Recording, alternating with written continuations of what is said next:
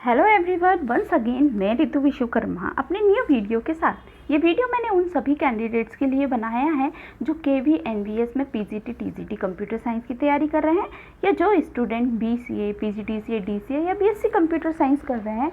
उनके लिए हिंदी मीडियम में ऑपरेटिंग सिस्टम पे बनाए इतने ईजी के वीडियो हैं कि सिर्फ एक बार देखने में ही आपको इस सब्जेक्ट के सारे डाउट्स क्लियर हो जाएंगे। So please don't forget to like, share and subscribe to my channel. आज हम पढ़ने वाले हैं क्रिटिकल सेक्शन। क्रिटिकल सेक्शन होता क्या है और हम किस चीज़ की बात कर रहे हैं। तो critical section is the part of the program, ठीक, where the shared resources are access by the various processes. ये हम किस सिनेरियो की बात कर रहे हैं, तो हम कॉन्करेंट सिनेरियो की बात कर रहे हैं। यहाँ पे जो वर्ड यूज़ हुआ है प्रोसेसेस, तो ये कौन से प्रोसेसेस हैं? तो ये प्रोसेस है कोऑपरेटिव प्रोसेस, जो कि हमने प्रीवियस वीडियो में देखा था कि कोऑपरेटिव प्रोसेस क्या होते हैं। वो प्रोसेसेस होते हैं जो कि एग्जीक्यूशन के जब मल्टीपल प्रोसेस एक साथ एग्जीक्यूट हो रही होती है, जैसे P1 और P2, ये दोनों प्रोसेस अगर मल्टीपल जो है प्रोसेस एग्जीक्यूशन हो रहा है तो दोनों एक साथ एग्जीक्यूट होगी और कुछ ना कुछ पार्ट ये शेयर कर लेंगे, चाहे वो कोड हो, मेमोरी हो, शेयर वेरिएबल्स, बफर हो, ये अपना एक दूसरे को शेयर कर लेंगे। तो ऐसे प्रोसेसेस कोऑपरेटिव प्रोसेस होते हैं और ये उन्हीं रिसोर्सेज को शेयर करते हैं। तो क्रिटिकल सेक्शन उसी पार्ट की बात हो रही है जहाँ पे शेयर होने वाले रिसोर्सेज पड़े हुए हैं, जो कि अलग अलग प्रोसेस है, अलग अलग टाइप के प्रोसेस हैं, but at the same time ये एग्जीक्यूट हो रहे हैं। तो जब एक टाइम पे कॉन्करेंट का मतलब है एक टाइम पे मल्टीपल प्रोसेस जब रन होते हैं तो उसको हम कहते हैं कॉन्करेंट, और ये प्रोसेस कोऑपरेटिव प्रोसेस है, ठीक है। अब हम आपको छोटा सा प्रोग्राम लिख के बताते हैं कि क्रिटिकल सेक्शन कहाँ क्रिएट होता है, कहाँ बनता है। ये देखिए, एक सपोज एक सी का एक प्रोग्राम है हैज़ इंक्लूड, और ये आपकी हेडर फाइल है मेन के अंदर जो ये डॉटेड लाइन लिखी है, ये सपोज जो हम कोडिंग लिखते हैं वो है। तो ये जो कोडिंग सेक्शन होता है, इसी सेक्शन को दो पार्ट में डिवाइड कर दिया जाता है। एक पार्ट होता है आपका नॉन क्रिटिकल सेक्शन और दूसरा पार्ट होता है क्रिटिकल सेक्शन। अब नॉन क्रिटिकल पार्ट मतलब नॉन क्रिटिकल सेक्शन या क्रिटिकल सेक्शन क्या, तो हम आपको बताना चाहेंगे कि जब दो प्रोसेस एग्जीक्यूट हो रही हैं एट द सेम टाइम पे, मान लो सपोज P1 और P2, अगर एक प्रोसेस और दूसरे प्रोसेस में कुछ पार्ट ऐसा होगा कि जो कि उन दोनों में कॉमन नहीं होगा, तो जो पार्ट कॉमन नहीं है तो उस चीज़ उनको कॉमन जो चीज़ें कॉमन नहीं हैं उनको हम नॉन क्रिटिकल सेक्शन में लिखते हैं, और जो चीज़ें कॉमन होती हैं वो आता है क्रिटिकल सेक्शन में। जैसा कि यहाँ पे लिखा है non critical nothing is common, जब कुछ भी कॉमन नहीं है तो वो जाएगा आपका नॉन क्रिटिकल सेक्शन में, और जो चीज़ें कॉमन हैं वो जाएगा आपका क्रिटिकल सेक्शन में। अब नॉन क्रिटिकल सेक्शन मतलब is the place where the variable resources are placed.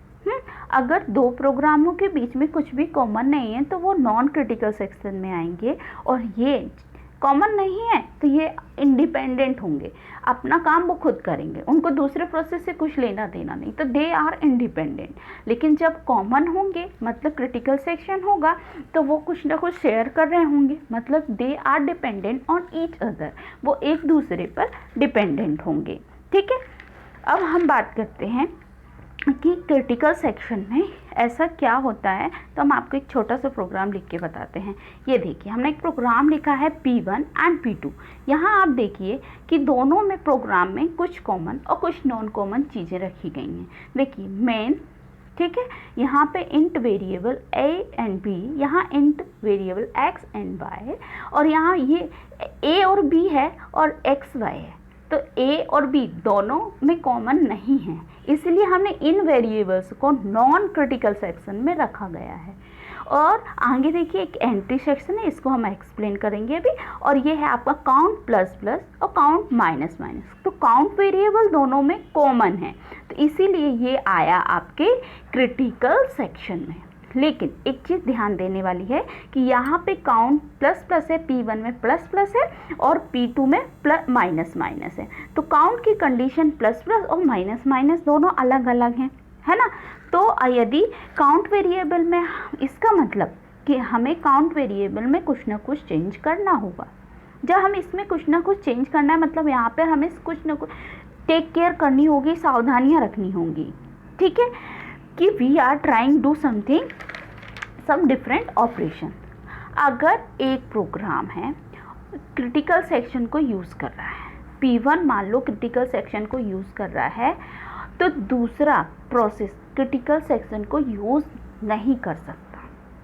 एक अगर P1 क्रिटिकल सेक्शन को यूज़ कर रहा है तो P2 क्रिटिकल सेक्शन को यूज़ नहीं कर सकता।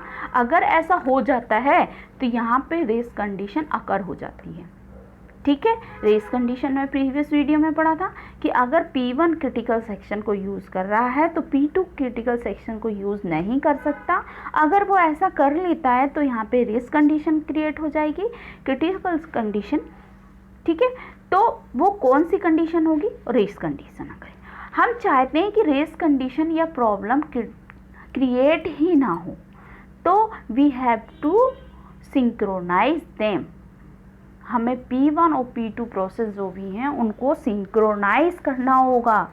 सिंक्रोनाइज करना होगा मतलब तो हमें सबसे पहले दोनों प्रोसेस के क्रिटिकल सेक्शन जो हमने रखे हुए हैं, दोनों प्रोसेस में हमने क्रिटिकल सेक्शन रखेंगे और we will apply different method, ठीक है।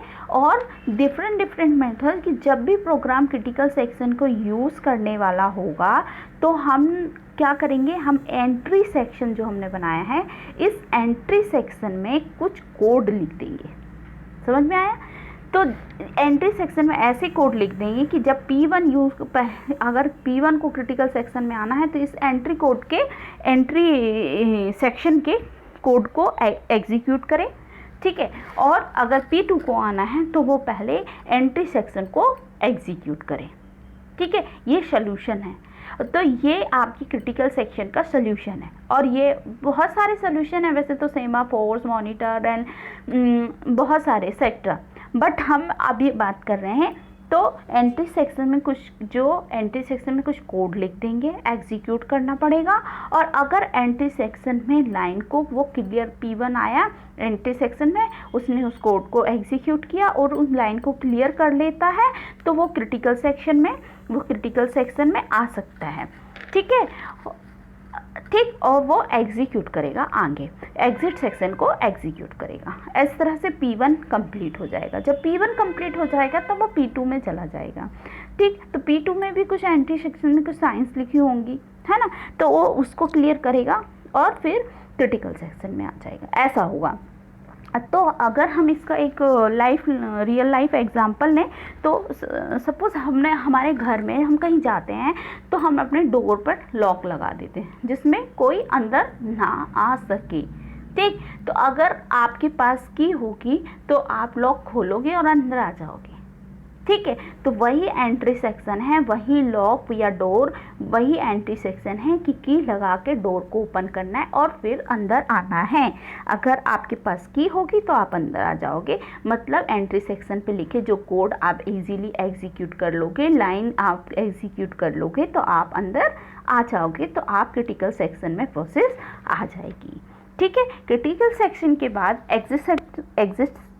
एग्जिट सेक्शन में आएगा और एग्जीक्यूट करेगा। तो यही रूल होगा।